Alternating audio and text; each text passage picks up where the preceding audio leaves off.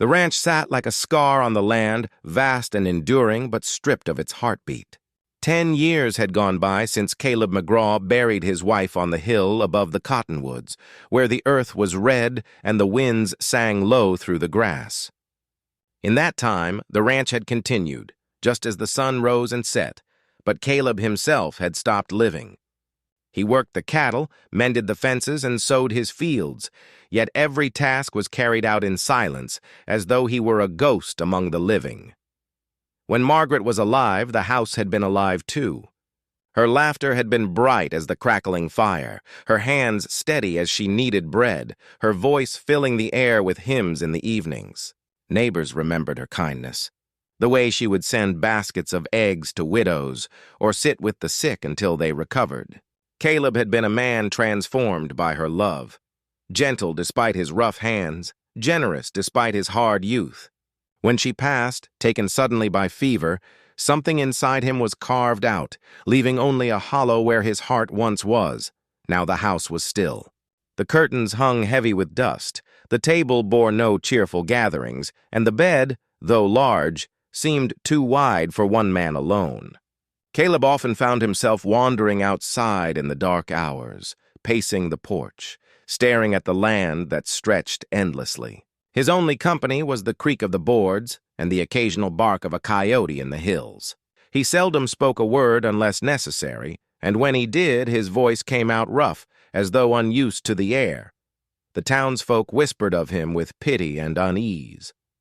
Some said he'd gone half mad from grief. Others called him a stubborn fool, too proud to seek companionship again. Suitors had approached him in those early years, women widowed by the harshness of the frontier, offering comfort, companionship, even love. But Caleb turned them all away. "I buried my heart with her," he once muttered to a neighbor who pressed him too hard, and that had been the end of it. He chose silence over explanations, solitude over society. The ranch itself reflected his state. The fields were still tended, but without care beyond survival. The fences leaned, patched hastily, never restored. The barn smelled of dust and hay, lacking the warmth of fresh paint or careful order.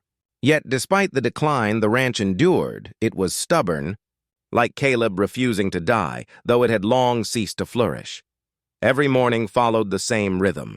He rose before dawn, worked until the sun burned hot, ate his solitary meals without speaking, and returned to his labors until darkness fell. Sometimes he sat on the porch with a bottle of whiskey, not to drink himself senseless, but simply to let the burn remind him he was still alive.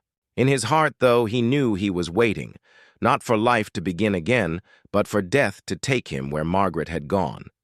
The silence was his only companion, but it was not peaceful. It pressed on him heavy as the summer heat, unrelenting as the winter winds. He had learned to bear it, the way a man bears an old. The late summer sun was sinking low when the sound of wagon wheels reached Caleb's ears. He was out by the corral, tightening a rope where the fence had sagged, when the creak of wood and the shuffle of tired hooves drifted up the road. Visitors were rare on his land, and rarer still unannounced. He set his tools aside, wiped his brow, and squinted into the horizon. A small wagon rolled into view, carrying a single woman on the bench. The mule pulling it looked half-starved, and the woman herself sat stiffly, shoulders squared against the wind. As she drew nearer, Caleb's chest tightened. He knew her. Even after 10 years, there was no mistaking the shape of her face, the slope of her shoulders. Evelyn, Margaret's younger sister. She pulled the mule to a stop in front of the house, her eyes searching his with a guarded expression. Time had altered her. Her once dark hair now streaked with gray at the temples, her hands roughened from toil, her figure leaner, as though life had stripped away every ounce of softness. Yet beneath the marks of hardship, the resemblance to Margaret was undeniable. It was like seeing a ghost, and it struck Caleb harder than any blow. "Evening, Caleb," she said, her voice low but steady. "I don't mean to trouble you, but I had nowhere else to go." Her words settled heavy between them. Caleb stood silent for a long moment, fighting the whirl of memory rising within him. He saw flashes of the past. Evelyn as a girl, laughing alongside her sister. Evelyn at Margaret's wedding, dabbing tears of joy from her eyes. Evelyn, years later, weeping at the grave, her face pale with grief. And now here she was, weathered by time, standing on his land with nothing but a mule and a wagon. "What happened?" he finally asked, his voice rough. She glanced away, ashamed. "Widowed. My husband passed last winter. Left debts I couldn't pay. The house, the land, all gone. I tried to stay in town, but there weren't many willing to help. Folks say I'm cursed. Bad luck follows me. So I came here." I remembered what Margaret said before she died. Her eyes lifted to his, glistening but unbroken. "Take care of her, Caleb, if ever she finds herself alone." Those words pierced him like a blade. Margaret's voice seemed to echo through the years, a final plea from beyond the grave. Caleb clenched his jaw, trying to tamp down the storm inside. He had lived so long in silence, so long with only the dead for company. Now here was Evelyn, bringing the past with her, demanding he face it again. "You can stay," he said finally, his tone gruff but not unkind. "For a while, till you figure where you're bound." She nodded once, her lips pressing tight to hold back the tremor in her chin. "Thank you." That night, Evelyn unpacked her few belongings into the spare room, the one Margaret once used for guests, the one that had been closed for years. Caleb listened from down the hall as she moved about softly, placing her things in drawers, making herself small within the house's emptiness. The sounds unsettled him. He was not used to life inside these walls, not used to voices or footsteps besides his own. When the lamps went out and silence returned, Caleb sat on the porch beneath the stars, a bottle of whiskey at his side. He told himself it was only temporary. He told himself she was not Margaret, though the curve of her smile, the lilt of her voice, stirred memories he had buried deep. Still, Margaret's dying wish echoed in his ears. Take care of her. Evelyn had arrived with nothing but her strength and her sorrow, yet in that moment, neither of them knew that her presence would do more than fulfill a promise. She would unsettle the silence that Caleb had guarded for 10 years and force him to confront the life he thought he had already laid to rest. Wound, but it never healed. 10 years of silence had shaped him into a man few recognized anymore. A rancher without laughter, a widower without hope, a shadow of what he had once been. He believed it would be this way until his dying day. What he did not know, as he rode the pastures alone or stared across the horizon with hollow eyes, was that fate had one more turn left for him. The silence he had built his life upon was not unbreakable, and the one who would break it was already making her way toward him, the younger sister of the woman he had buried, carrying her own scars, her own grief, and the spark that would one day set his hollow world aflame again. The days that followed Evelyn's arrival were quiet but heavy, as though the air in the house itself resisted the presence of two people under the same roof again. Caleb had lived so long with silence that even the softest sounds, a pot clinking as Evelyn set it on the stove, the creak of her footsteps crossing the wooden floor, the faint murmur of her voice when she hummed to herself, felt like intrusions. They unsettled him, stirring memories he had spent a decade burying. Evelyn bore herself with a certain dignity despite her worn appearance. She was quick to take up the chores without being asked, sweeping dust from corners Caleb had ignored, mending torn linens, tending to the chickens. She cooked meals that smelled faintly of the ones Margaret once made, bread baked golden and crisp, stews simmered long with herbs she'd gathered herself.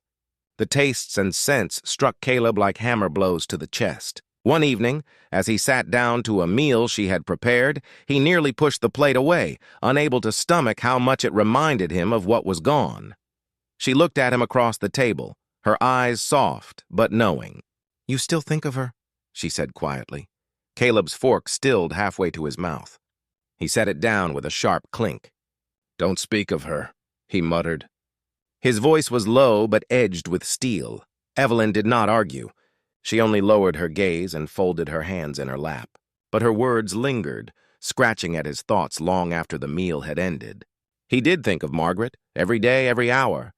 How could he not, when Evelyn's very presence echoed her sister's?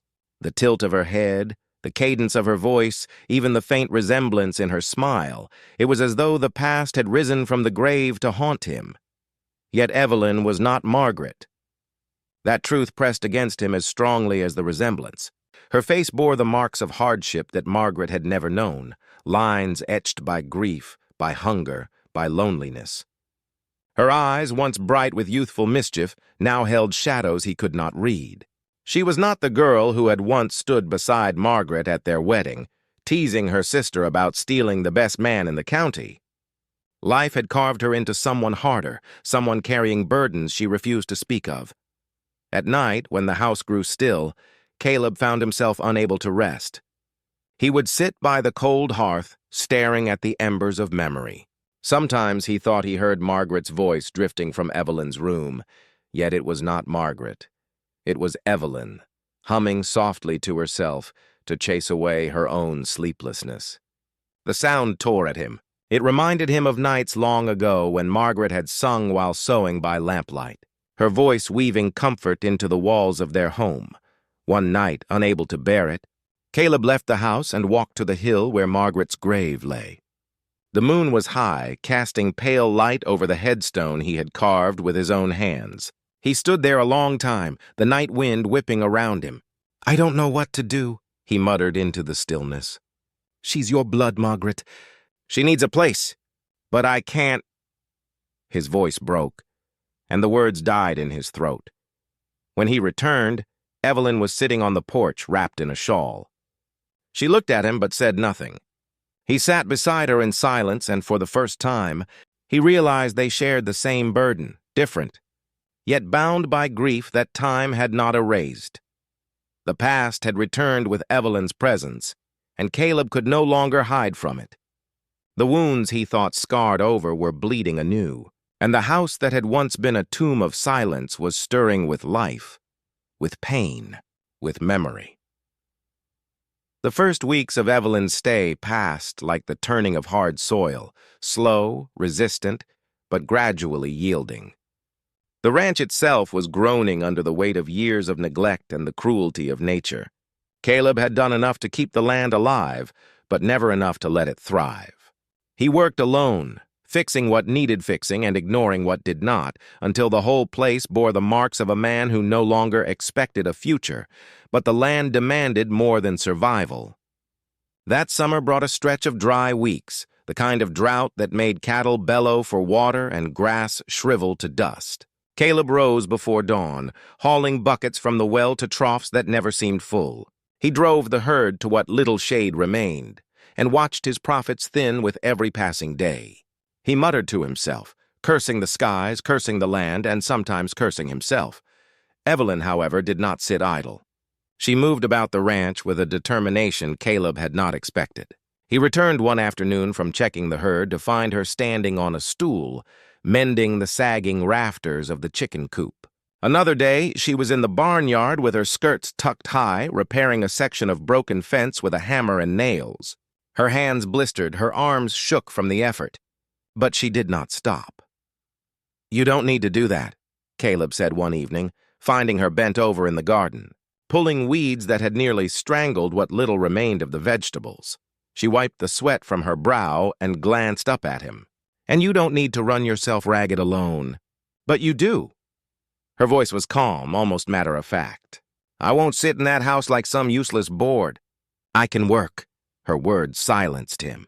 He had grown used to carrying every burden without question, but now he found himself watching her, unsettled by the sight of her toil. She was no stranger to hardship, that much was clear. Perhaps her years of widowhood had hardened her, just as his years of solitude had hardened him.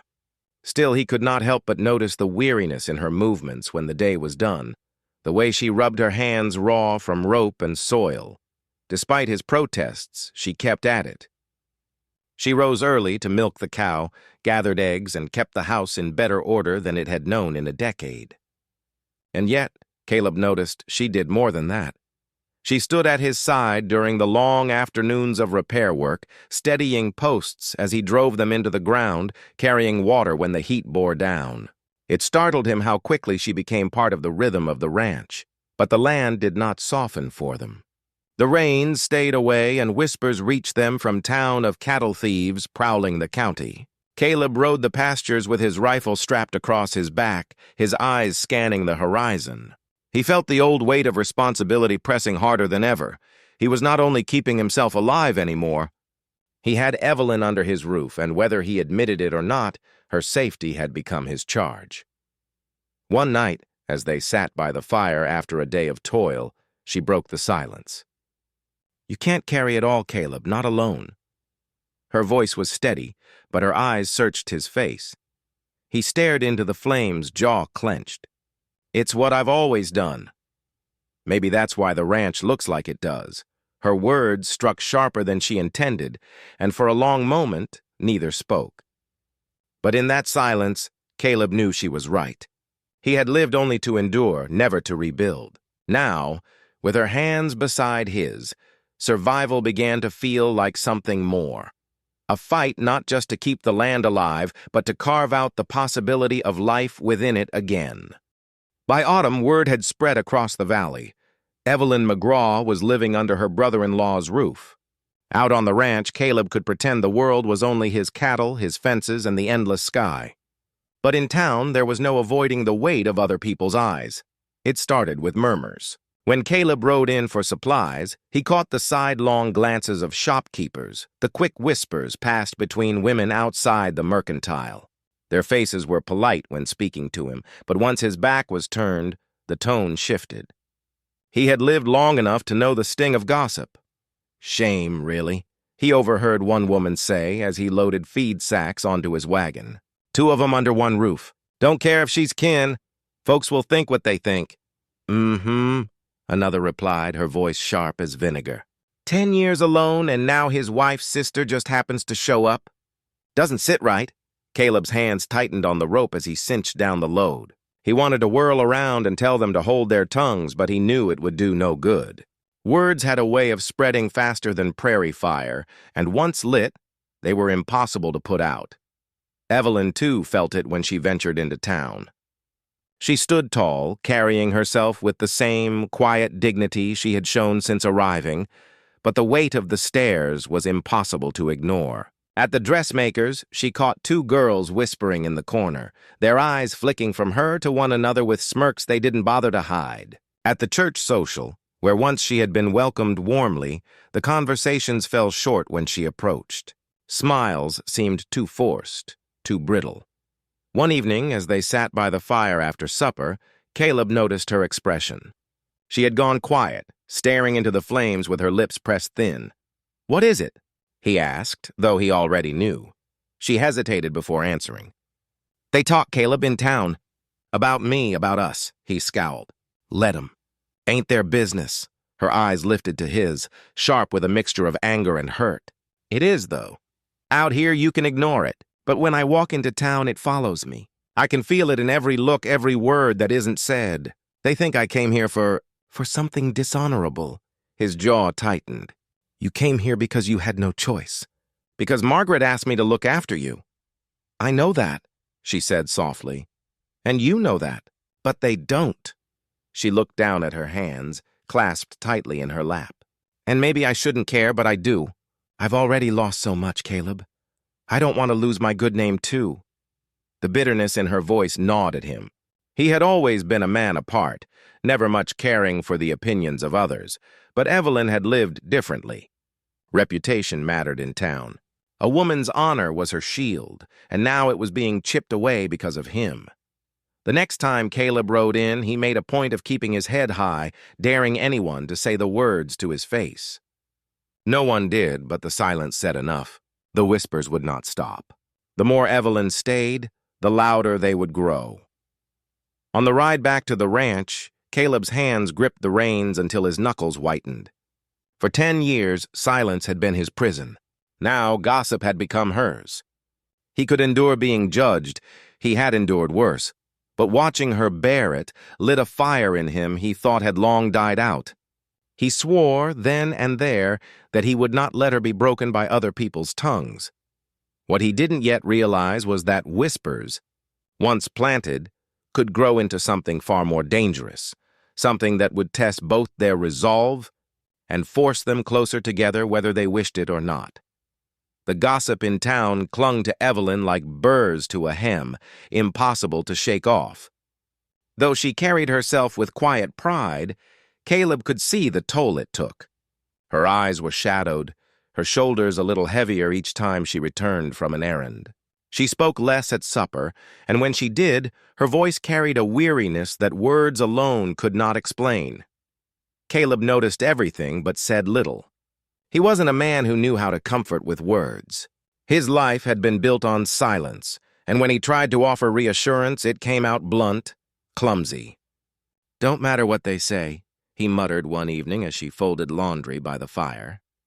"You know the truth." She gave him a small smile, though her eyes betrayed her exhaustion. "Sometimes the truth doesn't matter, Caleb. Sometimes people only believe what they want to believe." That night, long after Caleb had retired to his room, he heard her moving about the house. The sound of her footsteps was soft but restless, the way a caged bird paces. He lay awake, staring at the ceiling, listening until silence finally settled again. But sleep never came. His mind kept circling the same thought. Evelyn had lost so much already. Was he letting her lose even more by keeping her here? Days stretched into weeks. The drought worsened, work multiplied, and both of them bore the strain in silence. Yet in that silence grew an unspoken tension neither dared to name. Their glances lingered longer than they should. Their hands brushed accidentally when passing a dish, and both pulled away too quickly. At night, the house seemed too small, the walls pressing in, every creak and sigh of the timbers reminding them they were not as alone as they pretended. One evening, the air outside was heavy with heat, the sky dark but starless. Caleb had spent the day hauling water until his back ached, his shirt clinging with sweat. After supper, he sat at the table, head bowed, staring into the grain of the wood. He heard her footsteps approach before he saw her. When he lifted his gaze, Evelyn was standing in the doorway, a lantern in her hand.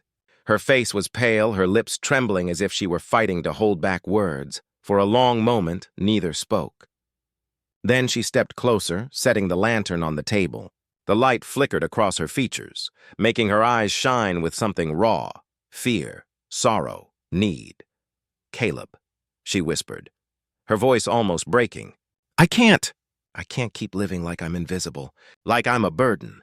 I've lost everything, my husband, my home, my place in the world. I have nothing left to give but this." And with that, she reached for him, her hand brushing against his, her meaning plain, though her words faltered. She wasn't asking for romance or promises. She was offering herself in the only way she thought she still could, in body, in closeness, in desperate need for someone to see her. Caleb's chest tightened. For years, he had trained himself to shut every door, to keep the world at arm's length. Now here she was, opening the one door he had sworn never to touch, the space Margaret had once filled. Desire flickered, sharp and undeniable. But so did guilt. His heart twisted as he pulled his hand back. "No," he said hoarsely, the word thick in his throat. "Evelyn, don't!" Tears welled in her eyes, but she didn't retreat. "I'm not asking for love," she said, her voice breaking. "I just don't want to feel alone anymore." The words struck him like a hammer. He reached for her then, not in passion, but in anguish, pulling her against his chest. She trembled in his arms, silent tears wetting his shirt. He held her tightly, torn between loyalty to the dead and compassion for the living. The offer had been made. Though he had refused, the boundary between them had cracked. And Caleb knew, deep down, that nothing would be the same after that night. The night Evelyn came to him left Caleb restless, his thoughts snarled like barbed wire. He had held her in his arms while she wept, but when her trembling hands had sought more, he had pulled away. The refusal had been instinctive, but it hadn't brought him peace. Instead, it carved deeper lines into his already weathered spirit.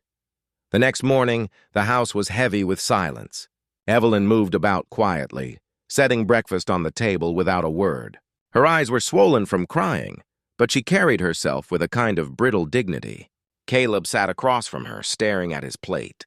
He wanted to speak, to tell her he hadn't meant to wound her further, but no words came. He was a man unpracticed at tenderness, and his tongue felt as heavy as stone.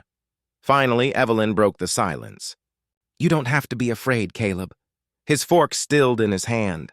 "Afraid?" Her gaze was steady, though her voice shook.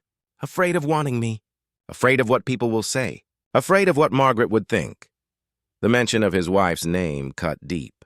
Caleb shoved his plate aside and pushed back from the table.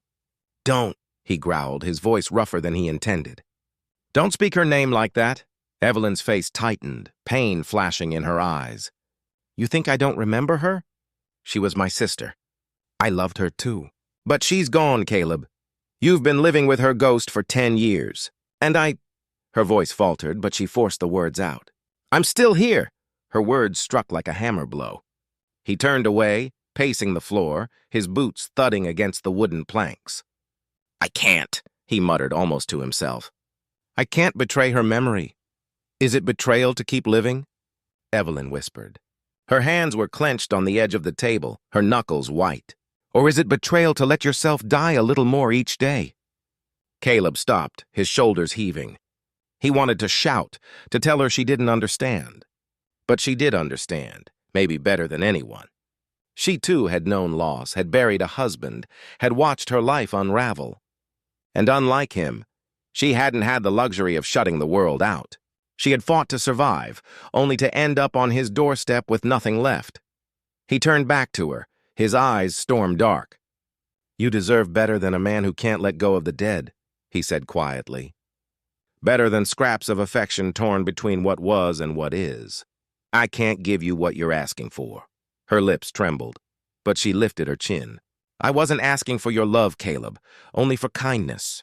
The words landed heavy, and for a moment, neither moved. Then Evelyn rose from the table, her chair scraping against the floor. She gathered the dishes with stiff hands, her back straight, her movements sharp with wounded pride. Caleb stood rooted, torn between reaching for her and holding his distance. In the end, he did nothing. That night, as he lay in bed, the image of her face haunted him. The glimmer of tears in her eyes, the way her shoulders sagged once she thought he wasn't looking. He told himself he had done the right thing, that refusing her had honored Margaret's memory. But deep inside, a different truth gnawed at him. Perhaps in denying Evelyn, he had also denied his own chance at healing. The refusal had been spoken, firm as a fence post driven into the earth. Yet fences, Caleb knew, could rot, could break, could fall, and as much as he wanted to believe the matter was settled, the weight of her nearness and the ache of her loneliness would not let him rest. The weeks after Caleb's refusal stretched long and tense, like storm clouds that never broke. He and Evelyn spoke little beyond what was necessary for ranch work. They moved around each other like wary strangers, each nursing wounds the other had carved, though neither had meant harm. Caleb told himself distance was best. Yet every time he caught sight of her, her bent over the garden, her sleeves rolled to her elbows, her hair escaping its pins in the wind, he felt the ache of everything unsaid. Then the raid came. It happened on a moonless night when the air was thick and still. Caleb had been dozing in a chair near the hearth when the cattle bawled in the distance. He bolted upright, heart pounding. He knew the sound too well. Fear, panic, chaos. Snatching his rifle from the wall, he rushed outside, Evelyn at his heels despite his shouted order to stay inside. Shapes moved in the darkness, men on horseback driving his herd toward the hills. Shadows flitted quick as wolves, their laughter low and cruel. Caleb fired a warning shot, and the night exploded into chaos. The rustlers turned, answering with gunfire. Bullets hissed through the air, one splintering the post beside him. Caleb dropped behind the water trough, firing into the dark, cursing the thieves who dared come onto his land. Evelyn, refusing to cower, ran for the barn and swung the lantern high, casting light over the yard. The glow revealed 3 men, faces half covered with bandanas. One shouted, "Drive 'em, boys!" and spurred his horse harder. Caleb's blood boiled. This ranch had been his prison and his sanctuary for 10 years. It was all he had left of Margaret, and he'd be damned if he let thieves tear it away. He stood, leveled his rifle, and fired. One rustler cried out and tumbled from his horse. The others wheeled, returning fire. Caleb felt the sharp burn as a bullet grazed his arm. Then another slammed into his side, knocking him to the ground. "Caleb!" Evelyn's scream cut through the din.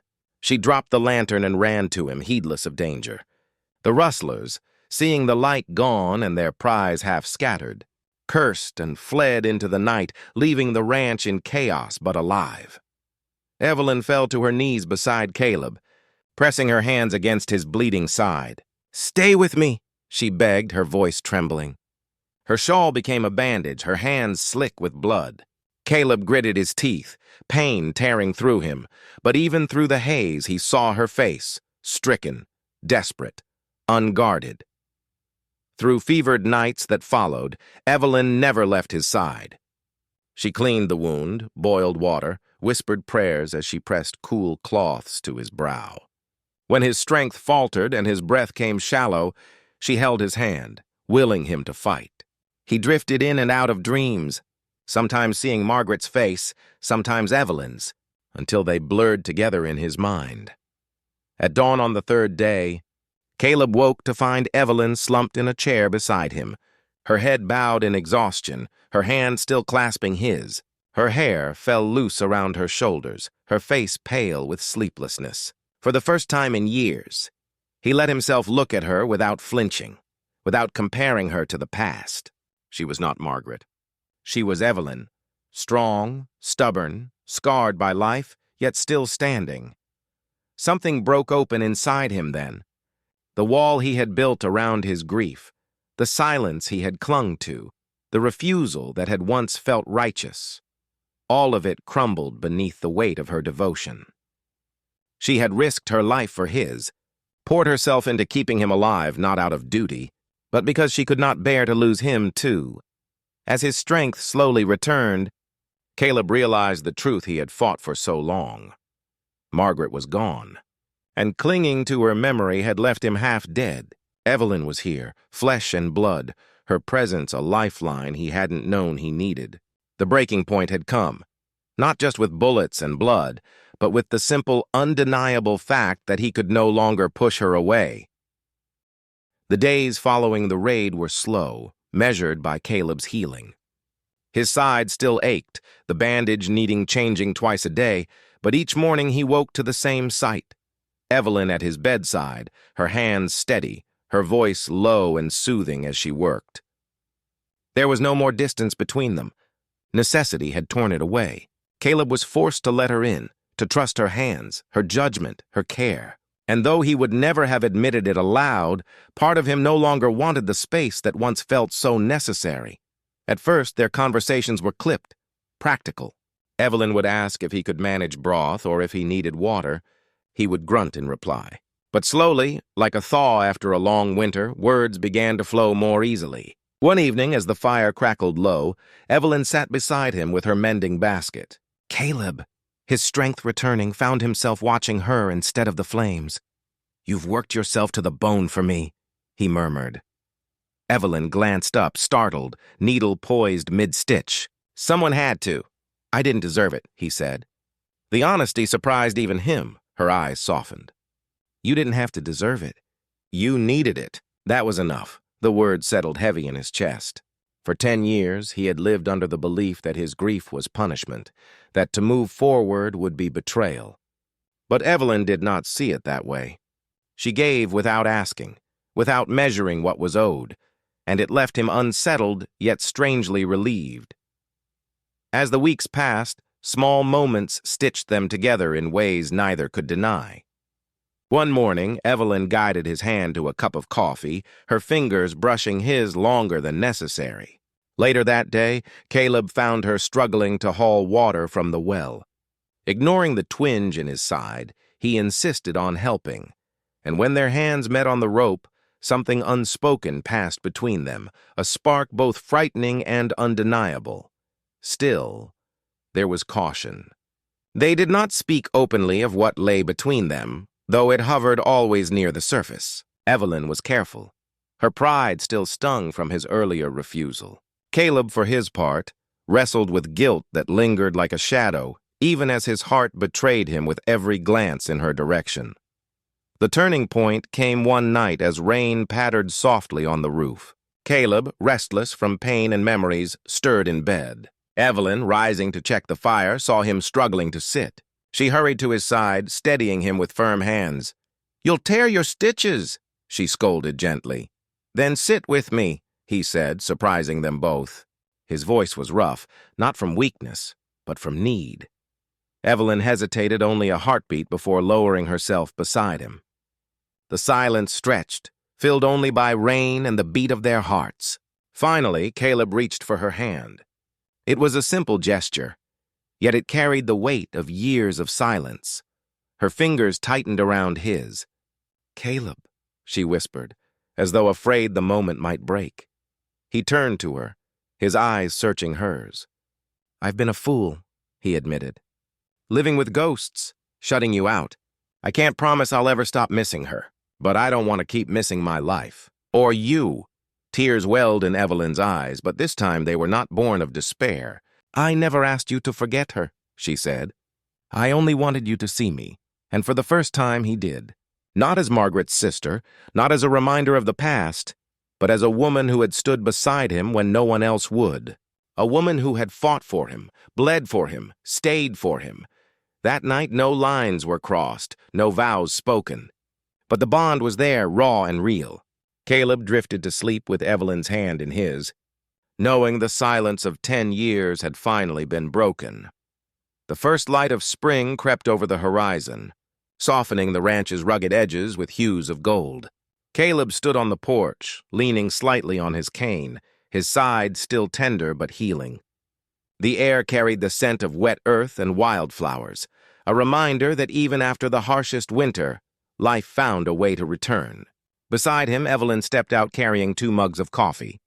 She handed one to him without a word, her hand brushing his just long enough to stir warmth deeper than the drink. For weeks, they had lived in a quiet rhythm, bound by a closeness neither had dared claim before. Caleb found himself watching her more, noticing the way she hummed as she worked, the strength in her stride, the gentleness in her touch. Evelyn, in turn, began to see past the rancher's silence, the flicker of humor when he teased, the steadiness of his gaze when he listened, the rare but unguarded smile that lit his face. Yet both carried a question unspoken. Was this companionship, or was it something more? The answer came on a day when the ranch demanded everything of them. A late frost threatened the garden, and Evelyn worked tirelessly to save what she could, her hands raw from the cold. Caleb, though still weak, joined her, insisting he wouldn't sit idle while she shouldered the burden alone. Together they covered rows with canvas and straw, their breath clouding in the air. When the work was done, they sank side by side on the porch steps, exhausted, mud-stained, but alive with the satisfaction of having fought the land together. It was then that Evelyn leaned against him, her head brushing his shoulder. She didn't ask permission. She didn't apologize. And Caleb, instead of stiffening or pulling away as he might have months ago, simply let her rest there. His arm came up slowly, hesitantly, but once around her, it felt as though it had always belonged. "You make this place feel less empty," he said quietly, almost ashamed of the confession. Evelyn tilted her head to look at him, her eyes glimmering in the twilight. "And you make me feel less alone." The words lingered between them, fragile as glass. Caleb's heart thundered, torn between fear and longing. For so long he had lived in the shadow of memory, convinced that love had ended with Margaret's passing. Yet here with Evelyn he felt the stirrings of something not meant to replace the past, but to carry him forward. That night, he didn't fight it anymore. After supper, as Evelyn cleared the table, Caleb caught her wrist, his rough fingers trembling against her skin. She turned, startled, and saw in his face not just gratitude or weariness, but yearning. "Evelyn," he said, his voice low, "I don't know if I'll ever be whole again, but I know I don't want to spend another day without you at my side."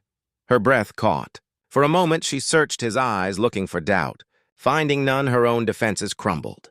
"I never asked for perfect, Caleb. I only asked for truth. And this is enough."